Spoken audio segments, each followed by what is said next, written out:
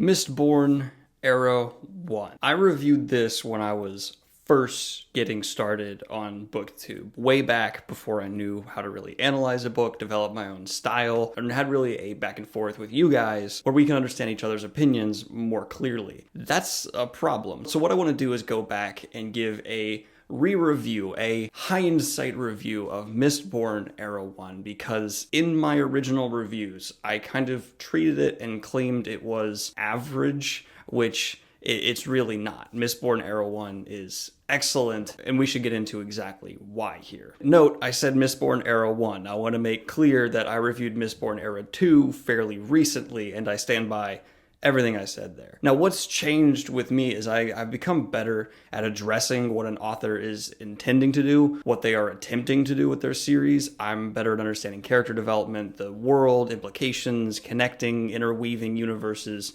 and just respecting the Cosmere as a whole, in addition to that on a grander level, on a grander scale. Back then, I was just straight up reviewing books, comparing them to Wheel of Time, because that was my basis 2.5 years ago. And it's a little more educated than that now. I was essentially just looking for the next Wheel of Time and not judging anything on its own merit. So what we're going to do here is go through Mistborn Era 1 on its own merit. But before I go too deep into that, yes, these hindsight reviews, I will do more of them in the future, and whatever the most upvoted one for me to re-review is in the comments below, I will go ahead and re-review. And I'm very aware it's probably going to be Name of the Wind, because a lot of you just find it funny how much I dislike that series and the amount of dislikes I get every time I make a video about it. So I'll brace for that. I'll reread it if it's the most upvoted one, and we'll go through that whole debacle again. And one more note before we jump into Mistborn Era 1 re-review. A lot of you ask me what is next up for me to be read, even though I don't really like scheduling my reading. It's usually just pick it up, read it. How is it? Go. I will be quickly doing a Ringworld review fairly soon, because I already started it. And after that, I will be jumping into the Dresden Files by Jim Butcher, I believe his name is, which is an incredibly highly recommended series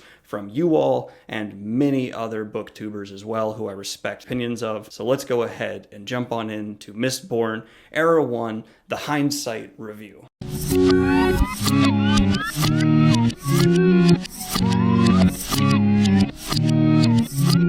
So my biggest complaint for Mistborn Era 1 when I first got into it was an overly simple magic system and characters who didn't really grip me much, as well as a world I didn't feel was epic enough in scope. And what I realize now is the purpose of all of that. The simple magic system, which at its core, it is a rather simple hard magic system. Push, pull, feelings, emotions, things like that. It's very logical how these things are broken down. But what that allowed Brandon Sanderson to do was use a magic system with very hard limits, clear, defined hurdles for our heroes to overcome, and without having this all-encompassing, very bendy magic system, one that is so rigid, the stakes of the whole series go so much higher. The Lord Ruler, the bad guys, the enemies feel so much more intimidating because we really can understand the upper limits, the extremes of what our heroes can do and where their shortcomings, where their limitations are. And that was a great choice for such a contained world that has such a strong connection to such a broader, wider universe. So yeah, I was wrong to mark it down for being simplistic. It is simplistic at its core,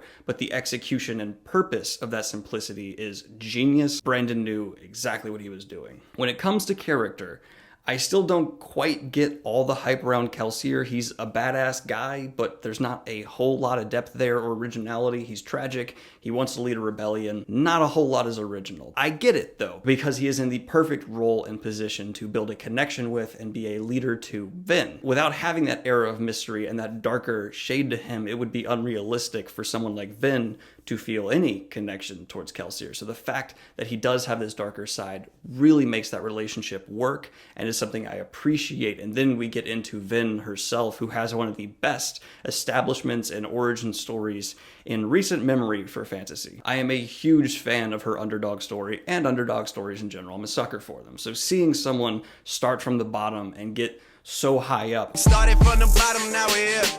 Really quickly, Vin kind of goes through the same transition. Real quickly, spoiler alert, if you haven't read the series, don't listen to this whole review because I'm about to get all spoilery up in here, but Vin goes through an incredibly similar transition to Rand in almost an aggressive way, and she's able to do it with just 3 books opposed to Rand's 14. Now, granted, yes, Rand's had many more stages, a lot more nuance, and was more believable, especially towards the very end, but I still think Vin earned a lot of her progression, and the reflection of her growth and, in my opinion, her fighting style to her personality and internal struggles is one of the best parallels in the Mistborn saga. I love how she fights so aggressively like a cornered animal. She's almost like an ambush predator. She's hit, retreat, and hit. That's her style, and long drawn-out confrontations are not her bread and butter, while she is still very good at them. She wants to hit and retreat, which directly reflects the fight or flight response many people who suffer from anxiety like she does has. So just hats off to Brandon there for having a great connection to a very solid physical element of your main character and bringing it into a actual aspect of who they are. In addition to that, she's so good at this. She's such an intense hard hitter that even when her love interest is ambushed in the second book, she's able to hit back so hard it's almost like the assassins are getting ambushed. It's just a beautiful progression of who she is, someone who starts more meek and once she gets more confident is the hardest hitter around. Does not necessarily embody the slogan, walk quietly and carry a big stick. She doesn't walk that quietly in some ways, which I like. It makes sense that she's going to be cocky and confident because she really is the best around. I want to talk about Vin a lot because she really is the cornerstone and backbone of this series. Really one of the bigger points I'm trying to get to here. Her evolution from this beaten down, almost street urchin to this warrior with all these abilities. Started from the bottom, now my whole team fucking hit. Still has this core of insecurities to it, especially socially and with her status in the world. And that is something so many people can relate to, because I know myself personally and many other people I know work incredibly hard for things, but once they're given or they achieve what they're striving for, they feel like they haven't earned it, they don't deserve it. And Vin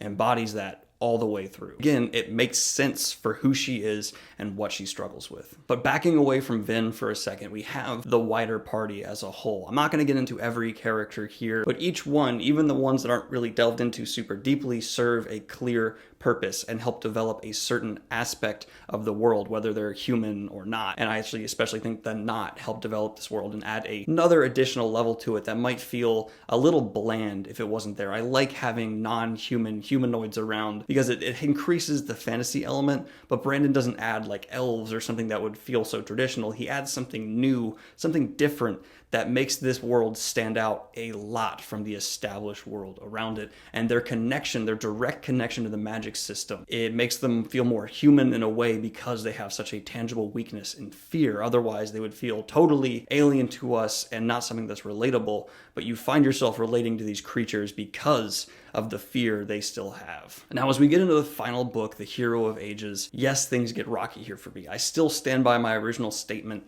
that I don't feel this ending for Vin was quite earned, and it felt out of place for an overall well-done story. I don't like seeing a character unless they spend a ton of time earning it, elevating to god status, and it was so sudden for Vin. She just felt pulled up there almost by like a fishing lure.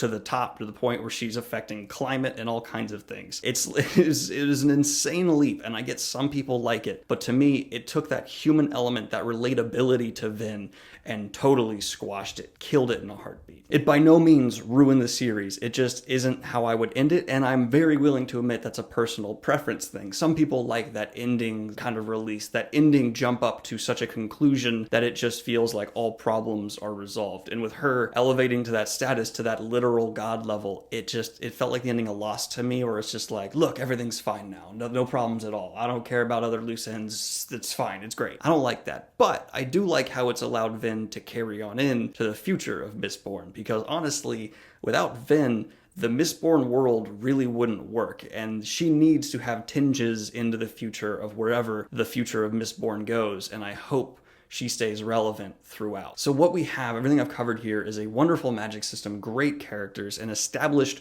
world that really immerses the reader. It's not the biggest, but it really shouldn't be. It's a story that takes place in a city, and that's all it has to be. It harkens back, in my opinion, to the original Star Wars, which I know that's a leap, stick with me here, but if you look at that movie, it only ever has a few locations, and the biggest, most important is the Death Star. It feels so ominous and huge, and that's what the city is, what the Emperor's creation really feels like to the reader, this ominous, overwhelming presence, and having such clear weaknesses, well-defined weaknesses and flaws in our heroes, and the magic system lending them having that vulnerable aspect, it actually helps build this ominous presence to a whole nother level. The Lord Ruler is legitimately terrifying. He feels so much higher, such on another level from our main protagonists while we first fight him. And I felt like I had the rug pulled out from under me when he was finally removed from the story. We had so much more to go, and this guy is not going to be the main problem? Okay, where are we going to go from here?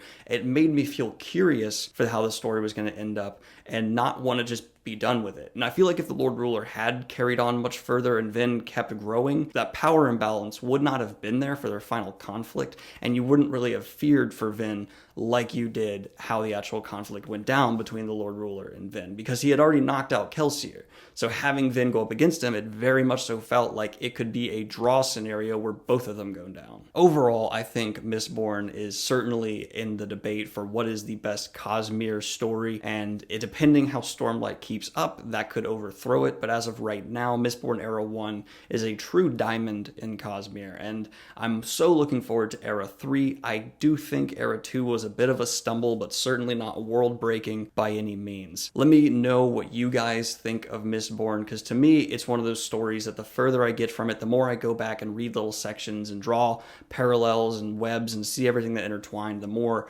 I appreciate it. Most of all when it comes to character and essentially Vin. I know some don't view her as highly as I do, but if you've felt the things and struggled with the things she has, like I have a little bit, I know that sounds so corny to say, but anxiety is a really real thing in my life, and it's so clearly a thing in hers. It really makes a difference to see it's portrayed so well. So there's a clear bias there. I hope you guys liked this video. Let me know any other books you'd like to see me re-review. Nothing too recent, obviously. Please just don't make it Name of the Wind. And without giving me any spoilers, let me know what I should be looking out for in Dresden Files once I jump into that as well. Like and subscribe if you have not already. Hit the Patreon if you want to support what I do here. And have a good one, y'all. Peace!